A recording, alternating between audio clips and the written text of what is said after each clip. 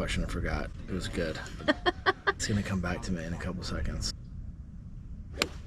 So me being awkward on camera is working out. You just, pretend that no one's watching these, although it's turning out that a lot of people are. Oh, perfect. You're supposed to tell me that after.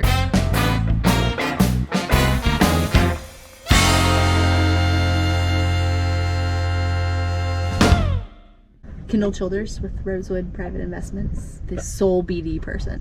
I didn't know that, actually. Yeah. So we are the private equity arm of a family office out of Dallas. So established really to function just like traditional lower middle market private equity, but with the benefits of being a family office, which to us primarily means, obviously fundraising is non-existent. And then sole source of capital. Yeah, we're deploying capital off the family's balance sheet, so certainty to close is 100%. And then we don't put a ton of leverage on our deals, which we think really kind of aligns well with management teams and founders who traditionally never had leverage in their businesses. And then we also don't have a strict mandate on when we have to sell. So we're definitely not a buy and hold shop. Average hold period is just over 6 years, but we can really let kind of the company and market dynamics dictate like when we sell versus kind of outside parties needing capital returned. I think we function very much like a hybrid PE, very institutional, professional, but the flexibility and kind of benefits of having dedicated capital. Yeah, no fundraising is nice. Yes. So no like predetermined exit. Is it usually like first time companies are taking capital from y'all? It's not a deal breaker if private equity has owned it before, but we very much prefer to be first kind of institutional, quote unquote, capital in. And our size range is technically 5 to 20, so it's just the majority of that is going to be founder family. 5 to 20 of EBITDA. Yeah. Yeah. Does management usually stay on board? Yes and no. It depends. We prefer that there's some type of backable management team. Yeah. But when you're dealing with founder family-owned businesses, that's not usually a full C-suite. So we understand that there's going to need to be some professionalism, like brought in professionalization that needs to take place. How are you usually finding those deals? Is it banks or direct or business brokers? It's a lot of banks of all sizes. It's a lot of the smaller regional guys just given the size of where we play. And then I think we've also had some kind of like semi-proprietary stuff given that we're a family office. We have a pretty decent network, but it's traditional auction processes for the most part. Is there a industry or like niche within an industry y'all like, or pretty generalist? Yeah, so technically we're generalists. I think we tend to lean, the broader team tends to lean more kind of mission critical services as of late.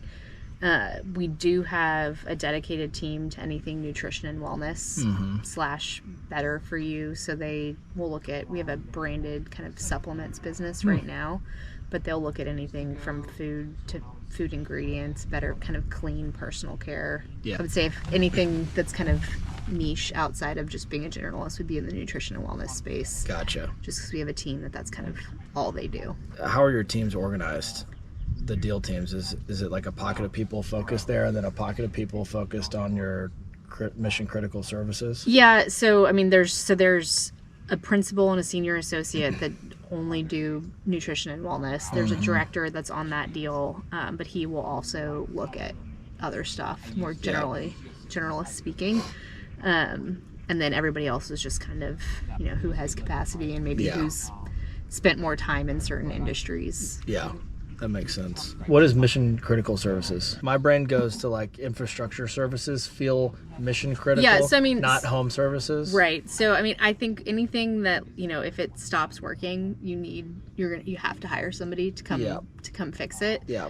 And we tend to lean mission critical. We have a fire and life safety platform right now that very obviously fits within that. We also have a gas station repair, maintenance, and installation of the pumps. So that's another one where if it breaks, you're not going to fix it yourself. Right. And then we have an MSP. So I say mission critical. I think we just kind of tend to lean that way. But really, we're we're truly generalists. You kind of covered it already. I was going to ask, like, differentiators between family offices and private equity. How material is that to founders? I guess it depends if they're staying on. Family office is a very broad term 100% nowadays. And so, I mean, I think you can really think of us more as a single LP private equity firm. Yeah. But we do value relationship, and I think we try to really maintain kind of that family-owned business feeling, Like mentality. when Yeah. with our portfolio companies. And I think, I mean, we do a lot of buy and builds, and we're very strategic in the acquisitions that we make. So even though we'll get up into the double digits with add-ons for our portfolio companies, we're saying no to probably 5 times as many. How many deals are y'all trying to do a year? Do y'all have a set number? I think we'd like to get to a point where we're doing like 2 to 3 platforms a year. That's a lot. Yeah, I mean, being a family office, there's no heads rolling if we don't get a platform done. So like last year we didn't get one done, but this year we got one done and have another one under LOI. Nice. So I think 2 would be a good year, 3 would be a great year. I mean, we're going to be in the double digits on add-ons this year. We had 8 add-ons last year. Oh wow. Yeah, I mean, double-digit team- add-ons for a platform. You're gonna be. Yeah. You're gonna So be we're active. we're always very, very active.